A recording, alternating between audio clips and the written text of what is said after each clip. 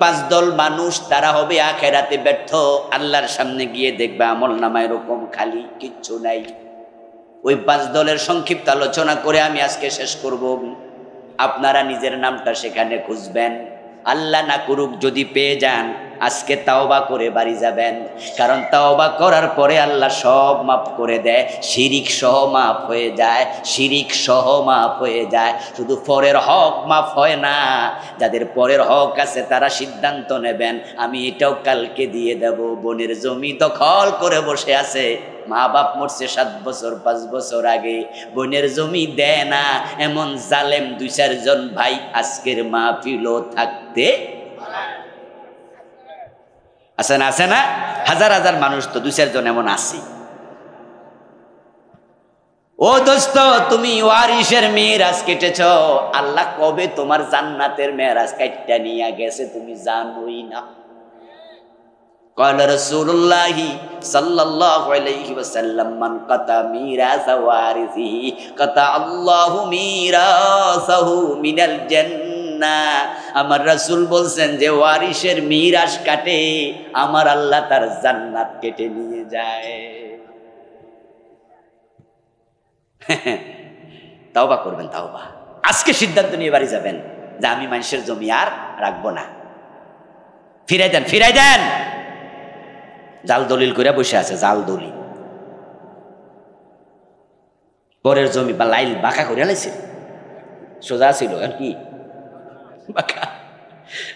Video দেখলাম কয়দিন আগে, একজন ভিডিও দিছে, দুষ্টামি হইতে পারে আল্লাহ জানে, তবে বুড়া মানুষ দুষ্টামি মনে হয় নাই, যে মাথায় টুপি আছে গোসলিং দিয়া লাইল কেটে লাইতেছে, আবার কাটার সময় লাই লাইল্লাল্লাহ কইয়া খুব মারতেছে। ফজরের নামাজ ফইরা কোদাল লইয়া গেছে তো, এই জন্য জিকিরের তাল দেয় অন্য রইয়া গেছে। খেতের আইল বাঁকা কইরা জমি বড় করে এমন কিছু লোক আছে, আছে না?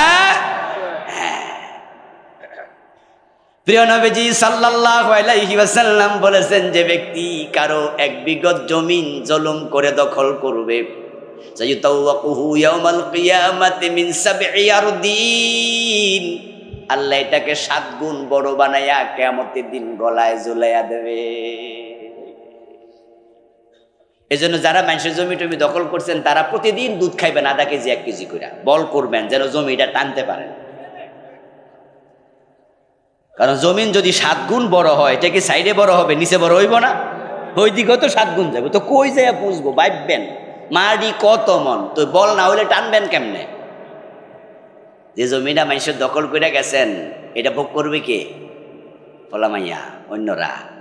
আর গলায় ঝুলাইব কার? কার? তুমি ব্যাককল, তুমি বেকুব, তুমি বেকুব। আরেকজনের জন্য তুমি ধরা খাইছো। আমার প্রিয় ভাইরা, এই জন্য আমল করুন, আমল করুন, সতর্কতার সাথে করুন। মাছ কম পাইলেও চলবে, জালটা ছিঁড়ামিরা, তবে ডুলাটা যেন বাঙ্গা না হয়, সাবধান থাকেন। না হয় যা মাছ পাইছেন ডুলাতে ভিজাবেন, ডুলা টান দিলে দেখবেন একটাও নেই।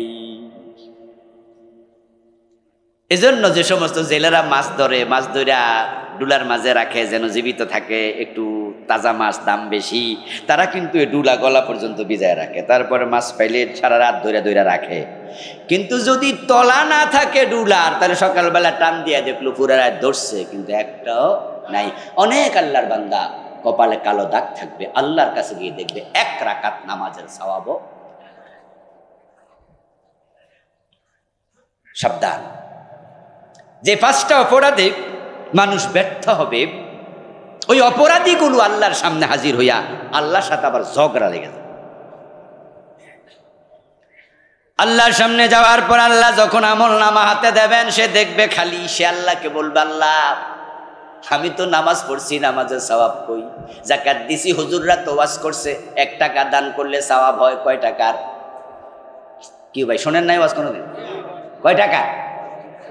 আল্লাহ 10 দূরের কথা 1ও যে নাই। মান জাআ বিল হাসানাতি ফালাহু আশরু আমসালিহা।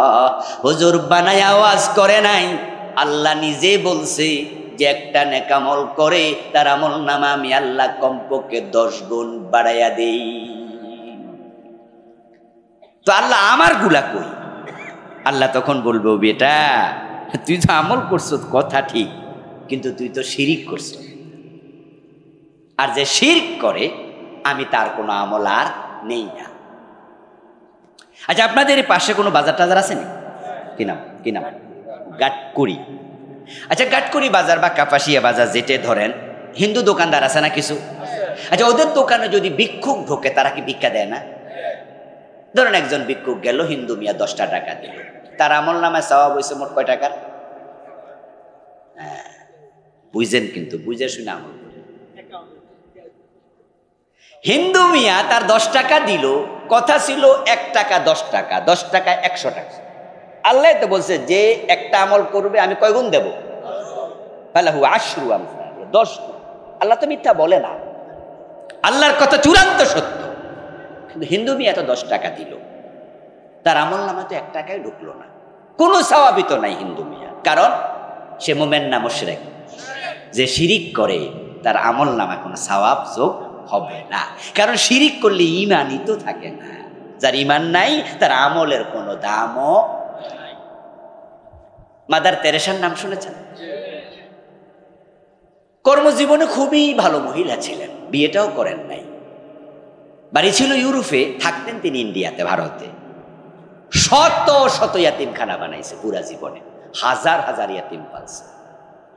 ইয়াতিম লালন পালন করা যে কত বড় ইবাদত! প্রিয় নবীজি বলেছেন, যদি ইয়াতিমের মাথায় হাত বুলাইয়া নেয়, যতগুলো চুল যাবে বিকুল্লি শাওরাতিন হাসানাতুন, একটা চুলের বিনিময়ে আল্লাহ অগণিত নেক লিখে দিতে থাকে। শুধু হাত বুলাইলে চলে, হাত বুলাইবেন, এতিম পাইলে হাত বুলাবেন। মাদার তেরেসা শুধু হাত বুলায় নাই, মাদার তেরেসা শত শত ইয়াতিমখানা খুলে হাজার হাজার ইয়াতিম লালন পালন করেছে। আমার রাসূল বলছেন, আনা ওয়া কাফিলুল ইয়াতিমি কাহাতাইনি ফিল জান্নাহ, যে একজন ইয়াতিম লালন পালন করবে আমি এবং ওই লোক পাশাপাশি জান্নাতে থাকব। তো মাদার তেরেসা জান্নাত পাইছে নাকি? কারণ মাদার তেরেসার কাজটা ভালো ছিল, কিন্তু তার ঈমান ছিল না। তিনি ছিলেন খ্রিস্টান নারী, খ্রিস্টানরা মুমিন না মুশরিক? ওয়াকালাতিন নাসারাল মাসীহ ইবনুল্লাহ, খ্রিস্টানদের আকীদা হলো ঈসা নবী আল্লাহর ছেলে। আল্লাহ ছেলে আছে? মেয়ে আছে? লাম ইয়ালিদ ওয়া লাম ইউলাদ, এটা হলো আমাদের আকীদা। তারা খ্রিস্টান না মুশরিক। এই জন্য মাদার তেরেসার নেক আমলগুলো বাহির। আচ্ছা, এবার বলুন তো, হিন্দুরাই শুধু মুশরিক, মাদার তেরেসা খ্রিস্টান তারাই মুশরিক, আমাদের মুসলমানদের সন্তানদের মাঝে মুশরিক আছে না নাই?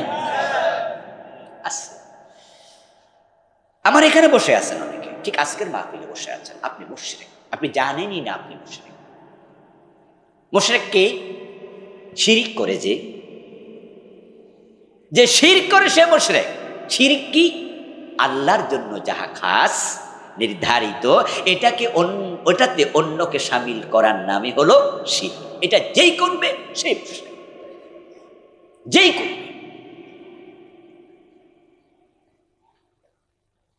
ভবিষ্যৎ জানার জন্য গণকের কাছে হাত দেখানোর জন্য যায়, ঠাকুরের কাছে যায়, বাবা লিটন দেয়ানের কাছে যায়, টিয়া পাখির কাছে যায়, বান্দরের কাছে হাত দেখায়, পত্র পত্রিকায় কলাম লিখে, কুম্ভ রাশি, কর্কট রাশি, কন্যা রাশি, মেষ রাশি, তুলা রাশি, আগামী সপ্তাহ ভালো যাবে। তাই আপনি মুসলমানের সন্তান, ওই পত্রিকায় চোখ বুলাইলেন, আমি তো জানি আমার তুলা রাশি, আগামী সপ্তাহটা কেমন যাবে একটু পইরা দেখি, সাথে সাথে তুমি মুশরিক। কারণ আগামীকাল কি হবে, 1 সেকেন্ড পরে কি হবে, এলেম আছে শুধু কার? গায়েবের মালিককে। তাহলে ওই পত্রিকাওয়ালা জানে কেমনে আগামী সপ্তাহ ভালো যাবে? তুমি এই কথা বিশ্বাস কেন করলা? তাই তোমার ঈমান শেষ।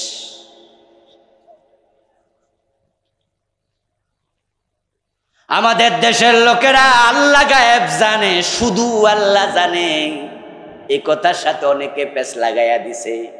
আমি কামেল মাদ্রাসার প্রিন্সিপাল চিনি, মুহাদ্দিস চিনি, টাইটেল মাদ্রাসার প্রিন্সিপাল মুহাদ্দিস, এবং জবরদস্ত আলেম, ছোট আলেমও না, কিন্তু কয় নবী নাকি গায়েব জানে, ওলিরা গায়েব জানে, এমন চিন্তা। অথচ শুনুন আল্লাহর কোরআনে আল্লাহ কি বলছেন, কুল্লা ইয়ালামু মান ফিস সামাওয়াতি ওয়াল আরদিল গায়বা ইল্লাল্লাহ। ও প্রিয় নবীজি, আপনি বলে দিন, আকাশ এবং জমিনে আল্লাহ ছাড়া কেউ গায়েব জানে না। ও প্রিয় ভাই, আপনি খাজা বাবার কাছে সন্তান চাইলেন, আপনি মুশরিক। আপনি বললেন নবী রাসূল গায়েব জানে, সাহাবারা গায়েব জানে, অমুক পীর গায়েব জানে, আপনি শিরিককারী মুশরিক। মাদার তেরেসা ঈসা নবীকে আল্লাহর ছেলে বলল, মুশরিক। ওই হিন্দু মিয়া দুর্গা দেবীর দেবতা বলল, সে মুশরিক। যা আল্লাহর জন্য খাস, এটা অন্যকে দেয়া যাবে না। এবার বলুন তো, আইনের মালিক শুধু কে? এটা জানেননি? ইয়েস, এটাও জানতে হবে, কারণ বানাইছে যে, আইন দেবে শুধুই সে। এটা একটা নিয়ম। কিন্তু এই যে মোবাইলটা যে বানাইছে, যে এটার আর্কিটেক্ট, যে এটার আবিষ্কারক, সে বোঝে মোবাইলের কোন পাশটা কোন জায়গায় লাগাইতে হবে। এই মাইক যে বানাইছে, উনি বোঝে কোন জায়গায় জয়েন দিতে হবে। গড়ি যে বানাইছে, সে বোঝে কোন জায়গায় কি লাগাইতে হবে। এই জন্য আপনারা যত জিনিস কিনেন, দেখবেন যে সাথে ক্যাটালগ থাকে, থাকেনি? এই যারা কিনছেন তারা বলেন, ক্যাটালগ থাকেনি? আপনি নতুন কোনো কিছু মার্কেটে আসলেই যিনি বানান তিনি ইউজের নিয়ম দেন। আচ্ছা, এবার মাইক যে বানাইছে, হে বেটা যে ক্যাটালগ দিছে, ইউজের নিয়ম দিছে, যে কোন জায়গায় কোন তারটা ঢুকাইতে হইব। আপনি যদি এটা না মাইনা উল্টা পাল্টা ঢুকাই দেন, মাইক চলবে তো? ঝামেলা হয়ে যাবে। যিনি মালিক হবেন তিনি বিধান দেবেন। আপনি একটা ছোট্ট ফ্যাক্টরি খুললেন, 5 জন 10 জন 20 জন কর্মচারী নিয়োগ দিলেন। ওখানে আপনার কর্মচারীকে মাসে বেতন দেবেন কত, ছুটি দেবেন কয় তারিখে, কয় শিফটে আপনার প্রতিষ্ঠান চালাবেন। সেখানে দপ্তরি নিয়োগ হলে তার কি ক্যাটাগরি হবে, টিচার নিলে তার কি সারায়াত হবে, এগুলা কি আরেক বেড়া দিব না আপনি দিবেন? কারণ যে বানাইছে সেই তো দেয়। এবার আওয়াজ দিয়ে বলুন তো, জমিন বানাইছে কে? আমাদের বানাইছে কে? তাহলে আমাদের জন্য আইন দেবে কে? এই আইন যদি না মানো, তুমি কাফের হয়ে যাবে। ওমাল্লাম ইয়াহকুম বিমা আনজালাল্লাহু ফাউলাইকা হুমুল কাফিরুন। এটা কিন্তু কোরআন শরীফের আয়াত, সাবধানে শুনেন। কিন্তু হাদিস কইলেও তো মাঝে মাঝে সন্দেহ টন্দেহ করে, আল্লাহ জানে জয়ীফ হাদিস কইছে নি, কিন্তু কোরআনে কি জয়ীফ আছে নাকি? আল্লাহ বলতেছে, আমি নাজিল করেছি এই কিতাব, যারা এটার আলোকে হুকুম দেবে না, সমাজ চালাবে না, রাষ্ট্র চালাবে না, ফাউলাইকা হুমুল কাফিরুন, তারা মুমিনই না। তাহলে 53 বছর যারা বাংলাদেশ চালাইতেছে ব্রিটিশ আইনে, ধরা খাইয়া যাইব, ধরা খাইয়া যাইব, কঠিন ধরা। আল্লাহ কোরআনে আর এক আয়াতে বলছে, লাহুল খালকু ওয়াল আমর, সাবধান, সৃষ্টি যার, আইন চলবে শুধুই তার। কথা সহজ, সৃষ্টি কার? মাশাআল্লাহ। আবার বলেন কার? আইন চলবে কার? আল্লাহর চলছে না, ব্রিটিশের চলছে। আল্লাহ বলছে হাত কাটো চোর ধরে, ব্রিটিশরা কয় না, জেলে দাও। আমরা কাটটা মানতেছি। আজীব তো। আচ্ছা বলুন তো, আমরা কথা বুঝা শুনে একটু কইেন ভাইয়েরা, আমরা কি ব্রিটিশের গোলাম হতে চান, আল্লাহর গোলাম? তো আল্লাহর গোলাম হলে ব্রিটিশের আইন মানছেন কেন? মজা মজা, কারণ আমাদের নেতারা বড় বুদ্ধিমান, তারা জানে আল্লাহর আইন চালু হলে অনেক নেতার হাত থাকবে না। এই বাংলাদেশে কোরআনের আইনের কথা বললে যে মানুষগুলো চেহারা কালো হয়ে যায়, যারা কোরআনের আইনের কথা বললে দোষ ধরে, রাজাকার বলে গালি দিয়া দেয়, ওই মানুষগুলো জানে কোরআনের আইনের ভিতরে শান্তি আছে, কিন্তু তারা মানে না। এর কারণ তারা আয়নার সামনে দাঁড়াইলে চোর দেখতে পায়।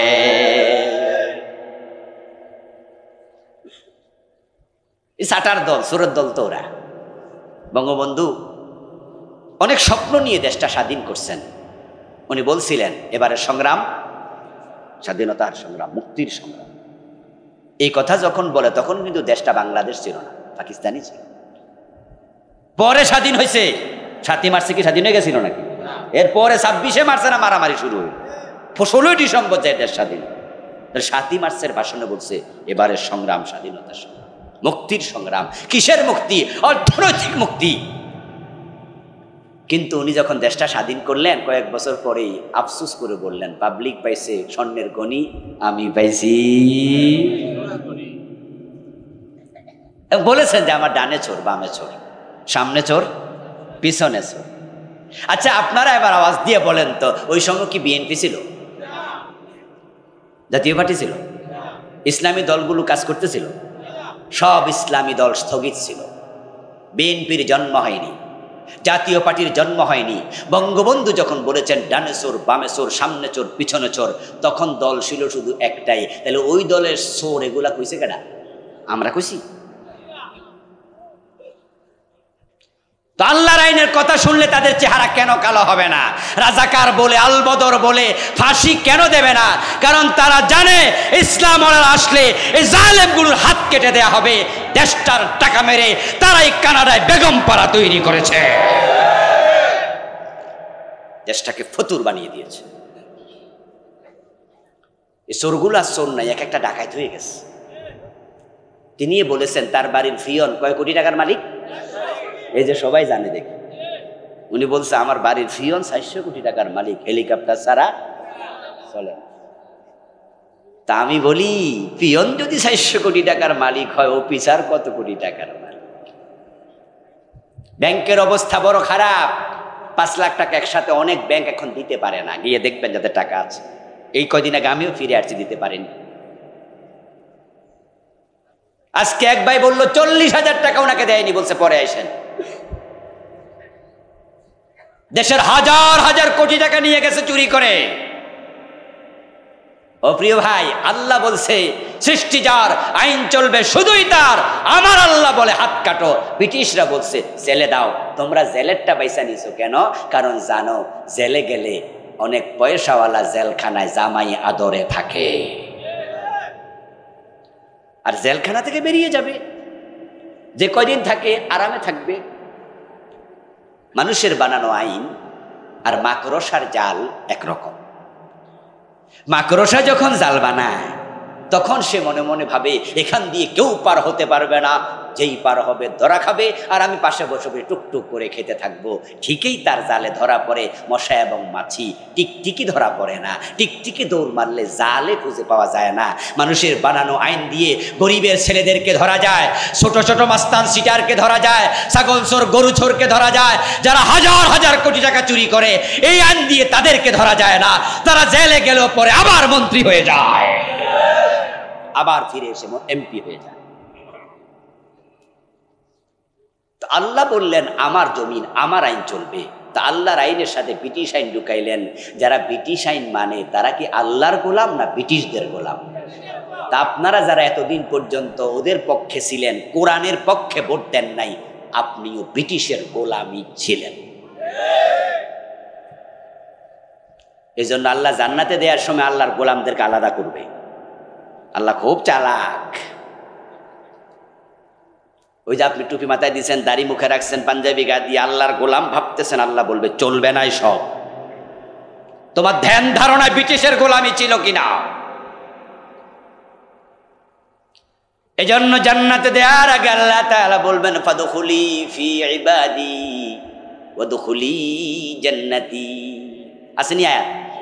বাংলা তো কি? ফাদখুলি ফি ইবাদি, আমার গোলামের কাতারে আগে দাঁড়াও, ওয়াদখুলি জান্নাতি, এবার আমার জান্নাতে ঢুকো। জান্নাতে ঢুকার আগে আল্লাহর গোলামের কাতারে দাঁড়াতে হবে। এই জন্যই তো আমরা বলি আল্লাহর আইন ছাড়া কারো আইন মানি না, মানি না, মানি না। গত 15 বছরে আপনার কাপাসিয়া আসতে পারিনি, কিন্তু যেখানে গেছি ওখানে আল্লাহর আইনের কথাই বলেছি। তারা আমাদেরকে জেলে দিল, থামাতে পারবে না। ফাঁসির রশি দেখায়াও এক চুল পরিমাণ সরাতে পারবে না, কারণ আমরা জানি আল্লাহর গোলাম না হলে জান্নাত পাওয়া যায় না। আর জান্নাত পেতে হলে আল্লাহর গোলামের কাতারে আসতেই হবে। শিরিক করলে ঈমান চলে যায়। 5টি বিষয় বলবো, সময় কম। আমার বন্ধু শিরিক নিয়ে আমি আলাদা বই লিখেছি। এ বইতে আমি 29টা শিরিক লিখছি। 4-5টা মাত্র বললাম, বাকিগুলো থাকলো। বাকি 4টার দিকে এবার যাব। শিরিক নিয়ে আলাদা পড়বেন। একটা শিরিক অন্তরে থাকা অবস্থায় মরা যাবে না। আল্লাহ কোরআনে বলছেন শিরিক নিয়ে যে মরবে তার জন্য জান্নাত হারাম। ومن يشرك بالله فقد حرم الله عليه الجنة ومأواه النار وما للظالمين من أنصار। আল্লাহ তাআলা বলতেছেন যে শিরিক করবে অবশ্যই আল্লাহ তার জন্য জান্নাত হারাম করে দেবে। আপনারা দয়া করে বলুন তো, জান্নাতের মালিক কে? আল্লাহ। বানাইছে কে? আল্লাহ। দিবে কে? আল্লাহ। না কোনো পিসাব দেবে নাকি আবার? না না না, হুজুর কইছে তোরে স্যার আমি বেহেশতে যাব না। বাহ, এখন মোছে তেল দিচ্ছে, হুজুর আমার লইয়া বেহেশতে যাব। ও মুসলমান, হাসরের ময়দানে পীর বুজুর্গ দূরের কথা, আল্লাহর নবীরা পর্যন্ত ইয়া নাফসি করবে। আল্লাহ যখন কাহার সুরত ধরে প্রকাশিত হবেন, আল্লাহর দিকে ভয়ে কোন নবী পর্যন্ত চোখ তুলে তাকাবে না। সব নবী নিচের দিকে মাথা দিয়া নাফসি নাফসি নাফসি করবে। আমার রাসূল বলেন ওয়াখিরু লাহু সাজদা, আমি নবী মুহাম্মদ আমি আল্লাহর সাথে কথা বলতে সাহস করব না, বরং আমি সেজদায় পড়ে যাব। ইয়াউমা ইয়াকুমুর রূহু ওয়াল মালাইকাতু সাফফান লা ইয়াতাকাল্লামুন, আল্লাহর ফেরেশতারা পর্যন্ত ভয়ে কথা বলবে না। আর আপনি দোতরা কান্দে লইয়া গান গাচ্ছেন, আছেন আমার মুক্তার, আছেন আমার ব্যারিস্টার, শেষ বিচারের হাইকোর্টেতে তিনি আমায় করবেন ফার। বাহ কি মজা, ব্যারিস্টার আর মুক্তারে ফার করবে। يوم يفر المرء من أخيه وأمه وأبيه وصاحبته وبنيه। আমার আল্লাহ বলছেন সেদিন ছেলে দেখলে মা পালাবে, স্বামী দেখলে স্ত্রী ভাই পালাবে, বাবা দেখলে সন্তান পালাবে, কেউ কারোর জন্য দাঁড়াবে না। এখন আপনার পীর সাহেব উনার ছেলে দেখলে দাঁড়াবে না পালাবে, বউ দেখলে দাঁড়াবে না পালাবে। তো যে নিজের বউ দেখলে পলায়, ছেলে দেখলে পালায়, আপনি তার আশায় বসে আছেন, আপনি বড় বেকুব।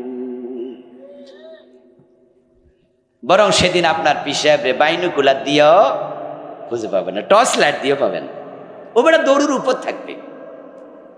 এই জন্য হযরত ফাতেমাকে প্রিয় নবী বলছে, ফাতেমা আমল করো আমল করো, সেদিন নবীর মেয়ে পরিচয় দিয়ে পার পাওয়া যাবে না। লা আগনি ইয়াউমাল কিয়ামাতি মিনকে শাইআ, আমি নবী মুহাম্মদ হতে পারে তোমার কোনো কাজেই আসবে। ইব্রাহিম নবী কি বাবা আজরকে জান্নাতে নিতে পারবে? নবী ইব্রাহিম কাজে আসবে না তার বাবার। এই জন্য ফাতেমা ঈমান আমল সাবধান। আমার বন্ধু শিরিক গুলো ছেড়ে দেবেন, পড়বেন, জানবেন। 2 নাম্বার, কুফর করবেন না। 5 দল, দ্বিতীয় দল হলো কুফর। কুফর করলে ঈমান থাকে না। অথচ বাংলাদেশে কুফর চলছে সবচেয়ে বেশি। প্রিয় নবীজি 1400 বছর 1450 বছর আগে বলে গেছেন, তাকুনু বাইনা সাআতি ফিতানুন কাকিতাইল লাইলিল মুসলিম, কিয়ামতের আগে অন্ধকার রাতের মতো ফিতনা বের হবে। ওই ফিতনার সময় ইউসবিহুর রাজুলু মুমিনান ফায়ুমসি কাফিরা, মানুষগুলো সকাল বেলায় মুমিন থাকবে, সন্ধ্যা বেলায় কাফের হয়ে যাবে। সকাল বেলা মুমিন, সন্ধ্যা বেলায় কাফের। এ জামানা কি আসবে না, এসে গেছে? ইয়েস। প্রিয় ভাইরা, কুফরি নিয়ে আমি একটা বই লিখছি আলাদা, এখানে 56টা কুফরি লিখছি। 1 মিনিট করে কইলেও তো 56 মিনিট লাগে। কত কুফর এই দেশে অভাব নাই, নতুন নতুন কুফরের আমদানি চলছে। এই যে এবার শিক্ষা সিলেবাসে ক্লাস 7 এর বইতে ঢুকাইছে শরীফ শরীফার গল্প, শুনছিলেন? এটা একটা নতুন কুফরি, যেটা আমরা আগে জানতামই না। এটা কিন্তু আমি এই বইতে লিখি নাই। এই বই যখন লিখি LGBTQ এটা আমি জানতামই না। ওই যে কিয়ামতের আগে নতুন নতুন কুফর অন্ধকার রাতের মতো বের হবে, আসতেছে শুধু। আচ্ছা বলুন তো, কাদিয়ানিরা মোমেন না কাফের? তারা কুফরি করে নাই, অথচ গোলাম মোহাম্মদ কাদিয়ানের জন্ম 1835, আজ থেকে 250 বছর আগে। এই গোলাম আহমদ কাদিয়ানের জন্মের আগে কাদিয়ানি নামে কোনো কুফরিও ছিল না, দলও ছিল না। এটা নতুন কুফরি, আসবে কিয়ামতের আগে, আসতে থাকবে। শরীফ শরীফার গল্প, এটা নতুন কুফরি, এটার নাম LGBTQ। এবারে আমি অগাস্টে আমার সফর, আমি আমেরিকায় গিয়েছিলাম। যেদিন বিপ্লব হলো 5 তারিখে আমি আকাশে ছিলাম, তার্কিতে নামলাম, তখন শুনি দেশে বিপ্লব হয়েছে। ওখানে এক অঙ্গরাজ্যে একটি প্রোগ্রামে বসলাম, বাংলাদেশি 8-10 জন প্রফেসরের সাথে কথা হলো। তার মাঝে ঘরোয়া প্রোগ্রামে এক ভাই বলতেছে যে আমার ক্লাসে LGBTQ 2 জন ছাত্র পাইলাম। এটা কি? সেটা হচ্ছে তারা 2 জনই ছেলে, কিন্তু তারা নিজকে ছেলে মনে করে না। তারা 2 জন বলছে যে আমরা ছেলে না, আমরা মেয়ে, অথচ মোস আছে, দাঁড়িয়ে আছে। বাংলাদেশে এবার শরীফ শরীফার গল্প, এই মেসেজটা তো কমপক্ষে পাইছেন? হ্যাঁ, এইটাই ঢুকাইছিল। দেখেন, আমেরিকার কুফরি বাংলাদেশে ঢুকছে। তো সেখানে বলল উনি যে আমাদের সিলেবাসে আমেরিকাতে 1 দশকের উপরে LGBTQ পড়ানো হচ্ছে। ছেলে মেয়েদেরকে ক্লাসে বোঝানো হয় যে সৃষ্টিগতভাবে লিঙ্গ থাকলেই লিঙ্গ নির্ধারণ হয় না, বরং তুমি নিজেকে যাহা মনে করো সেটাই আসল কথা। এজন্য শরীফ যদি মনে করে সে শরীফ না, সে শরীফা, দ্যাটস ওকে। আবার যদি শরীফা নামে কোনো মেয়ে করে, সে শরীফা নয়, সে একজন শরীফ, সমাজ বলবে দ্যাটস ওকে। এইভাবে সিস্টেম নাকি চালু হবে আমেরিকাতে, অলরেডি সেটা এস্টাবলিশড হয়ে গেছে। ওই প্রফেসর বললেন যে আমার ক্লাসে 2 জন আছে। একটা ছেলে, তার জামার এখানে ছোট্ট লেখা, ওই যে আপনার বিভিন্ন মানুষ দেয় না, ফিন দিয়া স্টিকারে লেখা আছে SHE, SHE। এই SHE স্টিকার দিয়ে সে বোঝাচ্ছে তাকে কেউ ছেলে মনে করতে পারে, অথচ তার দাঁড়িয়ে আছে, মোচ আছে। এবং রাষ্ট্র তাকে মেয়ে স্বীকৃতি দিতে বাধ্য। আপনারা আবার বলবেন হুজুর এটা আবার কুফরি হলো কেমনে? প্রিয় নবীজি 1450 বছর আগে বলে গেছে, না বুঝা বলে নাই। আমার নবী বানিয়ে কোনো কথা বলতেন না, যা বলতেন সব ওহী। সুবহানাল্লাহ পড়ে, মা ইয়ানতিকু আনিল হাওয়া ইন হুয়া ইল্লা ওয়াহয়ুন ইউহা। এই যে রাসূল বলছে সকালে মুমিন, সন্ধ্যায় কাফের, না বুঝে বলে নাই। কুফরিটা কোথায়? শরীফ শরীফা মনে করলে, শরীফাকে শরীফ মনে করলে কুফরি হলো। পুরুষ এবং নারী বানিয়েছেন কে? তা আপনি যে বললেন আমি পুরুষ না, তাহলে আল্লাহর সিদ্ধান্তের সাথে ডাইরেক্ট লেগে গেছে।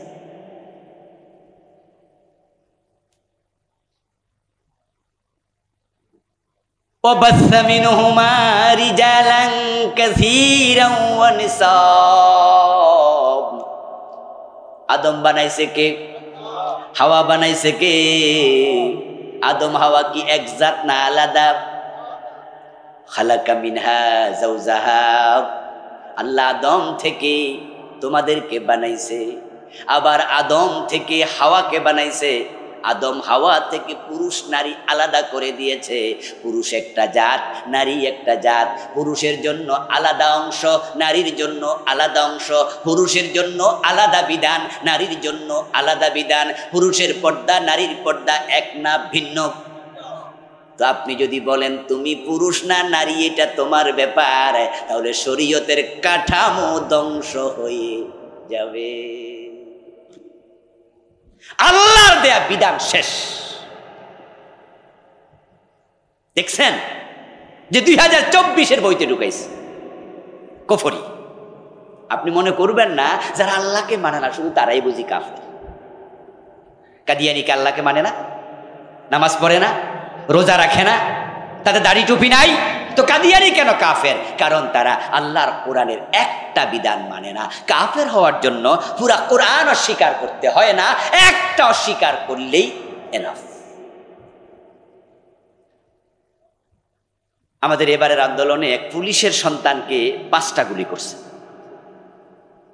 তো পুলিশের সন্তানকে যখন 5টা গুলি করছে, উনার ছেলের লাশটা পাইয়া ওই পুলিশ যখন দেখলো যে 5টা বুলেট, তখন তিনি তার অফিসারকে ফোন দিয়ে বলেছিলেন, স্যার, একজন মানুষ মারতে কয়েকটা বুলেট লাগে? আফসোস করে বলছি যে আমার ছেলেকে মারার জন্য তো একটা এনাফ ছিল, কিন্তু আমারই সতীর্থ, আমারই ভাই, আমারই কলিগ, আমার ছেলেটাকে 5টা গুলি করছে। কাফের হওয়ার জন্য কুফরি কয়টা লাগে? একটা। 100টা লাগে না। এত বড় বেলুন হাওয়া দিয়ে ফুলালেন, আধা ঘন্টা লাগাইয়া গ্যাস পড়লেন। যদি চান যে বেলুন গ্যাস মুক্ত করবেন, ছিদ্র 10টা করা যে কথা, একই কথা। বিসমিল্লাহর বা থেকে মিনাল জিন্নাতি ওয়ান নাসের চিন পর্যন্ত যত হরফে কোরআনে আছে সবটা মানার নাম ঈমান। একটা মানবেন না, ঈমান। যদি কেউ বলে আমি 30 পারা মানি না, আমরা বলবো সে কাফের। কেউ যদি বলে 15 পারা মানি, 15 পারা মানি না, আমরা বলবো তুমিও কাফের। কেউ যদি বলে আমি 29 পারা মানি, আমরা বলবো আরেক পারা, ওটু মানি না, তুমিও কাফের। যদি কেউ বলে 113 সূরা মানি, 1 সূরা মানি না, ফতুয়া কি? যদি কেউ বলে 1 অক্ষর মানি না, কাফের। কাদিয়ানি একটা মানলো না, কাফের। বিশ্বনবী, শেষ নবী, এই মেসেজটা তারা মানে নাই। শয়তান যে কাফের, সে আল্লাহর আইন কয়টা মানে নাই? সেও একটাই মানে নাই। আল্লাহ বলেছে আদমরে সেজদা করো, সে করলো না। আল্লাহ জিজ্ঞেস করলেন, মা মানাআকা আল্লা তাসজুদা ইয আমারতুক, আদেশ যখন করেছিলাম তখন কেন আমার আদেশ মানলা না? সে যদি বলতো রাব্বানা যালামনা আনফুসানা, আল্লাহ তাকেও মাফ করতেন, কারণ তাকেও মাফ করার ক্ষমতা আল্লাহর আছে কিনা। কিন্তু সে কি ক্ষমা চাইছে? সে আরো তেরামি দেখাইছে, আমারে বানাইছো আগুন দিয়া, ওরে বানাইছো মাটি দিয়া। হে আল্লাহরে বুঝাইতে গেছে, যেটা আমরা বাংলায় বলি সুরি সুরি আরো সেনা জুরি। আল্লাহ বলে আবা ওয়াস্তাকবারা ওয়া কানা মিনাল কাফিরিন ফাখরুজ মিনহা ফাইন্নাকা রাজিম, বেরিয়ে যা জান্নাতের সীমা থেকে, তুই অভিশপ্ত, তুই কাফের। কয়টা আইন মানে নাই? মাশাআল্লাহ, বলেন না কয়টা? কাদিয়ানি মানে নাই কয়টা বিধান? চোর ধরে হাত কাটো, মানলেন না। ডাকাত ধরে শুলে দাও, মানলেন না। জেনা করলে 100 বেত লাগাও, মানলেন না। জেনা করলে বিবাহিত পাথর মারো, মানলেন না। মদ পান করলে 80 বেত লাগাও, মানলেন না। জমিন যার আইন চলবে শুধু আল্লাহর, মানলেন না। ডজন ডজন বাদ দিয়া নিজেকে মোমেন দাবি করেন কেমনে? শয়তানরে কাফের কইয়া মজা নেন। সকালবেলা ঘুম থেকে উঠে ওযু টুজু করে নামাজে দাঁড়িয়ে আউযু বিল্লাহি মিনাশ শাইতানির রাজিম, হে আল্লাহ, অভিশপ্ত শয়তান থেকে তোমার কাছে আশ্রয় চাই। যখন আপনি বলেন, তখন শয়তান পাশে দাঁড়িয়ে কি বলে জানেন? হে বলে, কেডা আমার অভিশপ্ত বললো? আমি আল্লাহর একটা আইন মানি নাই। আমি যদি অভিশপ্ত হই, তোর 14 গোষ্ঠী অভিশপ্ত, তোরা ডজন ডজন বাদ দিস। 2023 সনের জানুয়ারি মাসের 1 তারিখ যখন বাচ্চাদের হাতে বই তুলে দিল, আমরা বই পাওয়ার পরে পত্রপত্রিকায়, ফেসবুকে দেখি ক্লাস 6 বইতে ঢুকিয়েছে বিবর্তনবাদ। আরেকটা কফর ছিল, কি ঢুকাইছে? ক্লাস 6 বইতে ডিজাইন আঁকছে যে মানুষ আস্তে আস্তে করে বান্দর, উপরে দিছে বান্দর, নিচে দিছে মানুষ, লাইন ধরেছে। আবার যে বানর আগে ছিল, আস্তে আস্তে বানর থেকে কি হয়েছে? মানুষ হয়েছে। মুসলমানের দেশে ঢুকাইছে। কফরি কিভাবে আসছে দেখেন। আচ্ছা আপনারা বলুন তো, মানুষের প্রথম জন কি, বান্দর না আদম? আদম যে প্রথম মানুষ, এটা আল্লাহর কোরআনে আছে না নাই? কেউ যদি মনে করে যে না, মানুষ প্রথমে বান্দর ছিল, তাহলে ঈমান আছে না গেছে? দেখেন আমার দেশের ক্লাস 6 বইতে তারা আমাদের সন্তানদেরকে পরিকল্পিতভাবে বেঈমান বানানোর ষড়যন্ত্র শুরু করেছে। এই সরকার যে কি করছে কল্পনা করতে পারবেন না। গজব তো এমনি আসে নাই রে ভাই, তারা যে কি করেছে কল্পনা করতে পারবেন না। এটা তো একটা ফাজিল মাদ্রাসা না? এই ফাজিল মাদ্রাসার মাঠে ওয়াজ করছি। আপনাদের সন্তানরা ক্লাস 6-7 মাদ্রাসায় যারা পড়ে, বাড়িতে যাই আজকে দেখবেন তাদের সমাজ বিজ্ঞান বই, এই বই ওই বইতে মাদ্রাসার বইয়ের উপরের কভারের মাঝে সেতারা, দোতারা, হাফ প্যান্ট পরা মাইয়ার ছবি। আচ্ছা আমার ভাইয়েরা, বাংলাদেশের মাদ্রাসা কি দোতরা বাজানো শিখায়, হারমোনিয়াম শিখায়? তো এখানে ছবি কেন? আমরা তো আমাদের মেয়েদেরকে বোরকা পড়তে বলি, মাদ্রাসার সবগুলো মেয়ে বোরকা পড়ে, তো মাদ্রাসার বইতে হাফ প্যান্ট পরা মেয়ের ছবি কেন? শুধু হাফ প্যান্ট আর বোরকা বিহীন মেয়ের ছবি নয়, দেতারা সেতারা নয়, মাদ্রাসার বইতে মন্দিরের ছবি দিয়েছে, মূর্তির ছবি দিয়েছে। এবার 2024-এর কথা, তারা আমাদের কোথায় নিচ্ছিল, কোথায় নিচ্ছিল? আল্লাহ দেখলেন যে না, বাড়াবাড়ি বেশি হয়ে গেছে, এই জন্য আল্লাহ বলেন আর না, আর না। পোলাফান কয় যে পদত্যাগ চাই, এক দফা পদত্যাগ করো। আল্লাহ কয় তোরা তো চাইতেও জানোস না, পদত্যাগ না, দেশেই থাকতে দেব না। আন্ডা বাচ্চা সব পলাই গেছে। সীমা লঙ্ঘন ভালো নয়। আমার বন্ধু, কফরি করবেন না, কফরগুলো চিনবেন। এই কোরআনের মাঝে আল্লাহ তাআলা যা বলেছেন সব মানবেন, উল্টা পাল্টা করবেন ইমান চলে যাবে। আমার আল্লাহ তাআলা বলতেছেন আলা লাহুল খালকু ওয়াল আমরু ইনিল হুকমু ইল্লা লিল্লাহ। আমি আল্লাহ ছাড়া কারো হুকুম চলবে না। জমিনটা আমি বানাইছি, আমি আদেশ পাঠাইছি, বিধান পাঠাইছি। 53 বছর এই দেশটা আল্লাহর আইনে চলে নাই। ইমান ধরে রাখতে হলে সবাই মিলে আল্লাহর কোরআনের আইনের দিকে দৌড়াইয়া আসা দরকার আছে না নাই? ইমান বাঁচানোর জন্য আজ থেকে কোরআনের পক্ষে আসবেন, কোরআনের আইনের পক্ষে আসবেন। আমি ওয়াজ করলাম আর কালকে ইসলামী রাষ্ট্র কায়েম হয়ে যাবে। ব্যাপারটা কি এত সহজ? এত সহজ না। হতে পারে 20 বছর, 30 বছর, 50 বছরও হবে না। হলে হোক, না হইলে নাই, এটা আমার হিসাবের বিষয় না। আস-সাইয়্যু মিন্না ওয়াল ইতমামু মিনাল্লাহ। চেষ্টা করব আমরা, সফলতার মালিক আল্লাহ। আমি কোরআনের পক্ষে কথা বলতে বলতে বলতে বলতে আজরাইলের সাথে সাক্ষাৎ করে আল্লাহর কাছে যেতে চাই। আল্লাহকে জানিয়ে দেব তোমার আইন ছাড়া কারো আইন আমি মানি নাই।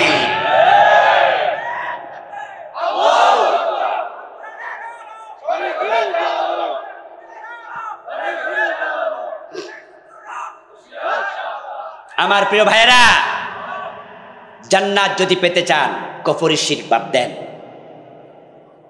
কুফরির সাথে সম্পর্ক রাখবেন না। মানুষ সকাল বেলায় মুমিন, সন্ধ্যা বেলায় কাফের। প্রিয় নবী বলেছেন, আরো মজার একটি হাদিস আছে, ইয়াতি আলান নাসি জামানুন ইয়াজতামিউনা ফিল মাসাজিদি লাইসা ফীহি মুমিনুন। এমন জামানা আসবে মানুষ জামাতের সাথে মসজিদে নামাজ পড়বে, অথচ একটাও ইমানদার থাকবে না, সব হবে বেঈমান। এক এক জায়গায় ফেস লাগাই দিচ্ছে। প্রিয় ভাইরা, আল্লাহর হস্তে এ কোরআনের কাছে আসেন। আমার আগের বক্তা কোরআন নিয়ে লম্বা কথা বলেছে। আপনি বলে দেবেন যে আল্লাহ কিয়ামতের দিন, আল্লাহ আমি তো জানতাম না এটা যে কুফর। মানুষ বলবে আল্লাহি রাব্বিনা মা কুন্না মুশরিকিন। আল্লাহর সাথে লাগবে যে আল্লাহ আপনি বলছেন আমি কুফর করছি, শিরিক করছি, আপনার কসম আমি করি নাই। আল্লাহ বলবে, এই বান্দা কি বলিস সব? ঠিক আছে, মিথ্যা বলিস তো, মুখ বন্ধ করে দিলাম, তোর হাত, চক্ষু, কর্ণ, নাসিকা সাক্ষী দেবে তুই কি কি শিরিক করছস। যখন শিরিকগুলো আল্লাহ দেখাবে, তখন এবার মানুষ কি বলবে? মা কুন্না না'মালু মিন সু, মা কুন্না না'মালু মিন সু। আল্লাহ এগুলো যে শিরিক, এগুলো যে কুফর, জানলে তো এই কাম করতামই না। আমি জানি না। আচ্ছা, জানি না বললে আল্লাহ ছেড়ে দেবে, এরকম কিছু ভাবছেন নাকি? হ্যাঁ, অনেকে ভাবছে। অনেকে চা দোকানে বসে গল্প করতে শুনি, ছোটকালে শুনতাম, বলতো যে হুজুররা জানেও বেশি, হুজুরদের হিসাবও হবে বেশি, আর আমরা জানিও কম।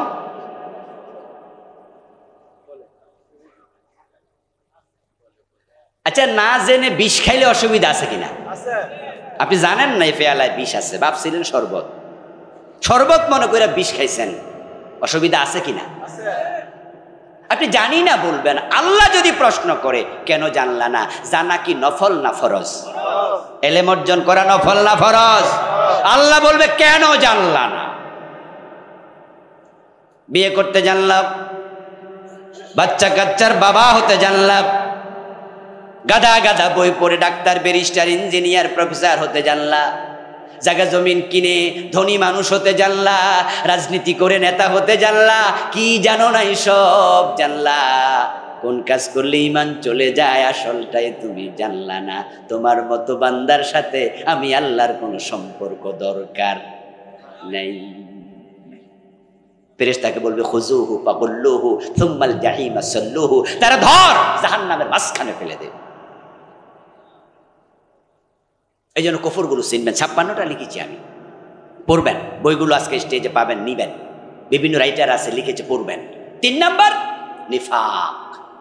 যাদের অন্তরে নেফাকি আছে তারা জান্নাত পাবে না, তারা ব্যর্থ হবে, আমল কবুল হবে না। রাসূলের হাতে কালেমা পড়েছে আব্দুল্লাহ ইবনে উবাই, তার অবস্থান হবে জাহান্নামে সবার নিচে। আপনি কালেমা পড়ছেন কার হাতে? মসজিদের হুজুরের হাতে।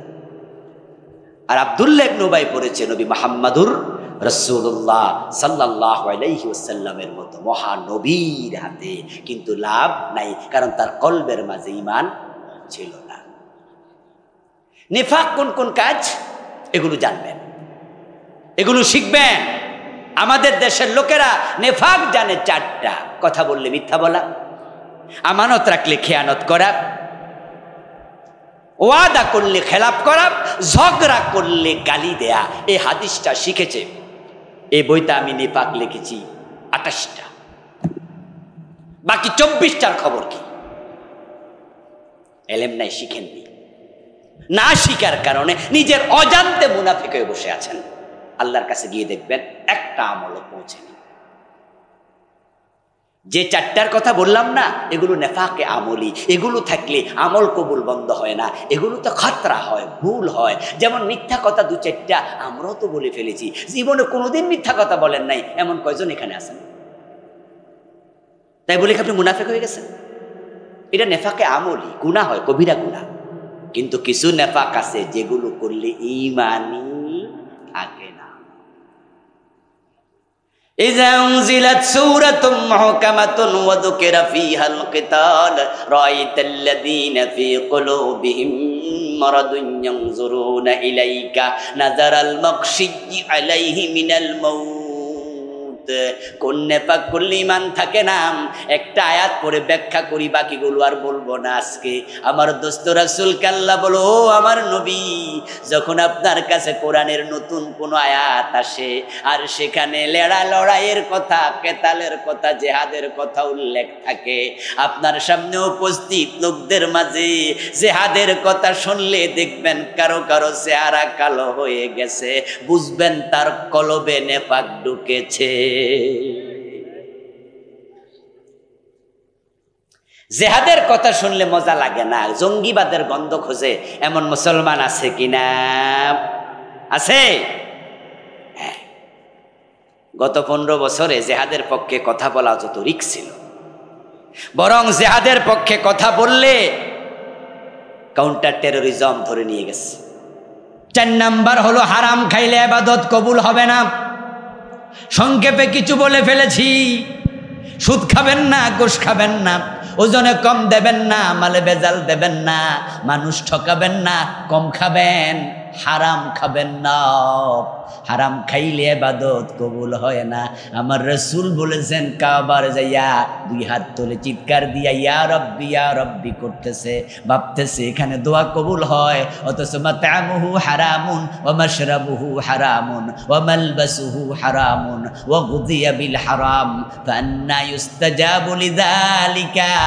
যে হজে যাইয়া দোয়া করে আর ভাবে মাথা পে দাঁড়াইছি, কত নবীর পায়ের ধুলা এখানে লেগে আছে, কাবার গিলাফের সাথে মুলতাজামে বুক লাগাইছি, কত নবী সাহাবীর বুক এখানে লেগেছে, আমার দোয়া আল্লাহ ফিরাবে না।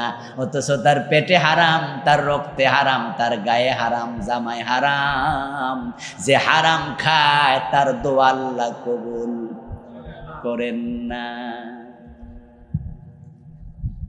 হারাম খাবেন তা আমল কবুল হওয়া বন্ধ। আমার ভাইরা, আপনারা যারা একটু আমার বয়সী আছেন, সিনিয়র আছেন, তারা একটু বলিয়েন, ইয়াংরা বুঝবে না। আগে যখন ইলেকট্রিসিটি ছিল না, তখন বিবাহের অনুষ্ঠান রাতে হইলে একগুলা এরকম লাইট ছিল না, হাওয়া দিত। আচ্ছা, এগুলো আমরা দেখছি। এই লাইট বিয়ের অনুষ্ঠানগুলোতে খুব চলতো। আর বিয়েও তো রাতের বেলায় হতো, ঠিক না? দিনে কমই হতো। বিভিন্ন অনুষ্ঠানে ফার্ম লাইট দিত। মাঝে মাঝে এই লাইট আলো দিত না, বন্ধ হয়ে যেত। তখন দেখতাম যে খুইলা যে জায়গা দিয়া তেল মারে ওখানে কিছু ময়লা জমতো, ওইটা পরিষ্কার করে দিলে আবার ওই সামান্য ধুলাবালি পড়েছে, তাই তেল সাপ্লাই বন্ধ, আলো আসে না।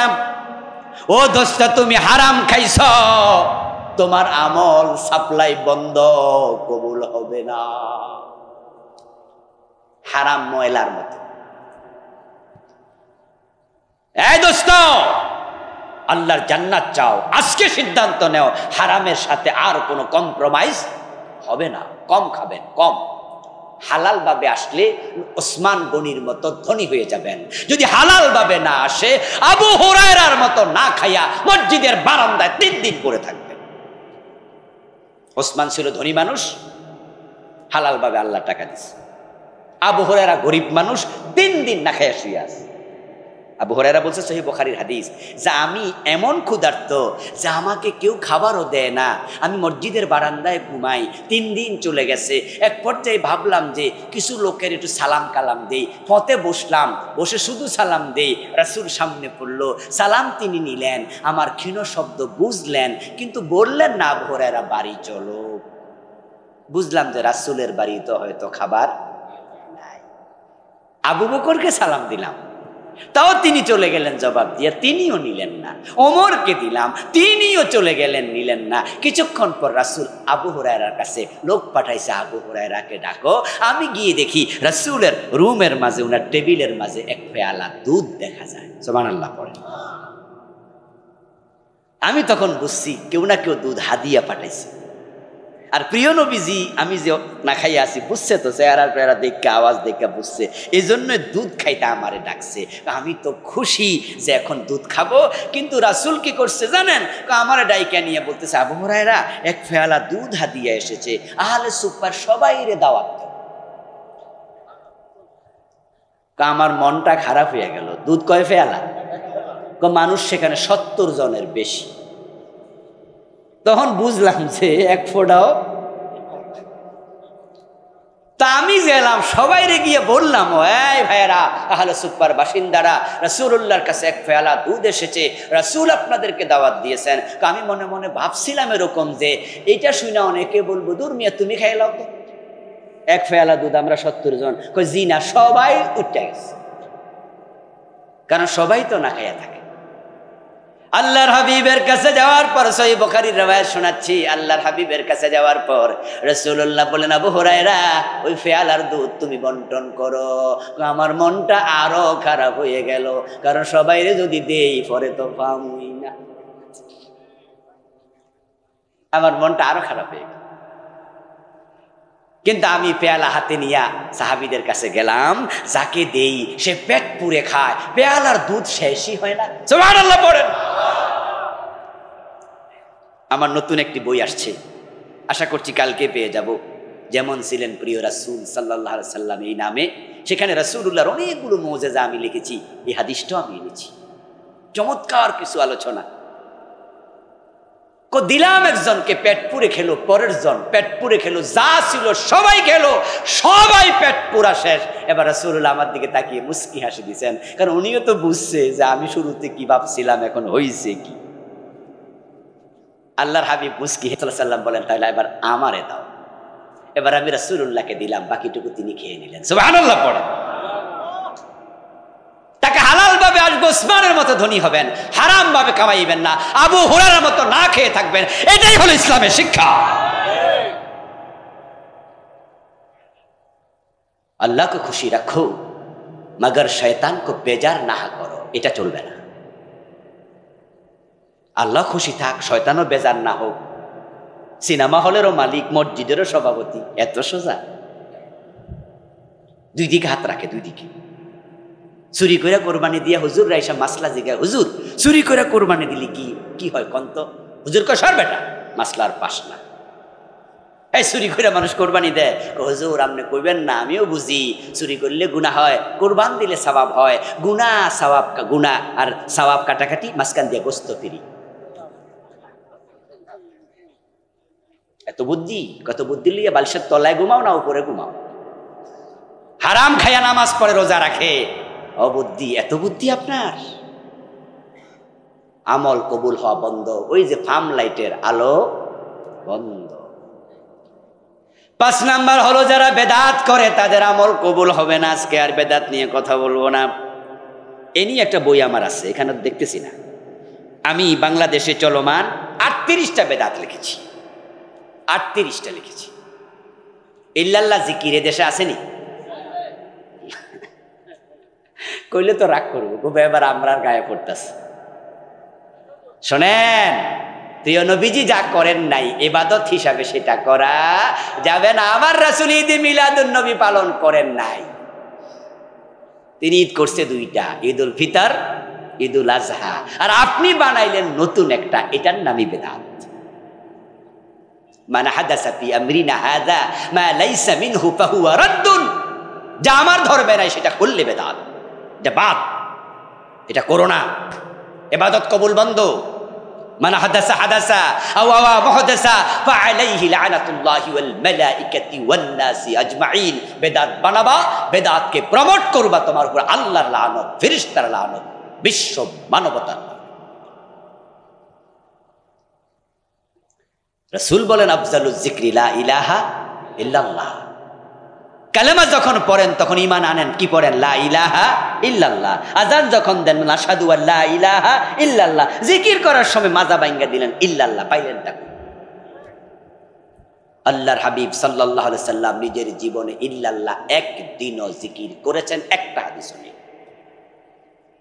আমি আমার বইতে লিখেছি, এই বইটা ড্রাইভার সাহেবের কাছে পাবেন, গাড়িতে আছে, এগুলো নেবেন, আপনার কাছে এটা ডকুমেন্ট। আপনি আপনার পীরকে যায় বলবেন, পীর সাহেব হুজুর এটা আবুল কালাম আজাদ লিখছে, এটা নাকি হাদিসে নাই, তাহলে হাদিসে থাকলে আপনি একটু দেখান তো।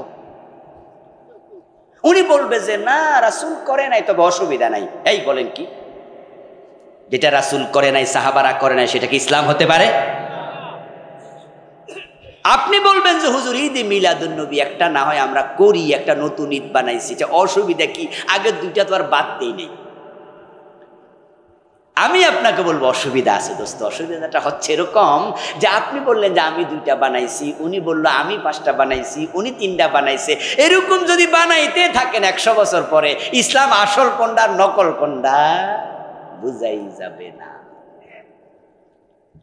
আচ্ছা, আপনাদের ক্ষেতের মাঝে ঘাস হইলে, আগাছা হইলে আপনি কোনোদিন কইছেননি অসুবিধা নেই? আপনি জানেন যে এই আগাছার কারণে ফসল নষ্ট হয়ে যাবে। নবী আর আসবে না, সাহাবীরা আসবে না। এখন ইসলামকে পাহারাদারি আমাদেরকে করতে হবে। ইসলামে কিছু ঢুকতেও দেওয়া যাবে না, ইসলামে যা আছে কিছু বাদ দেওয়া যাবে না। হেফাজত করো, হেফাজত করো, হেফাজত করো।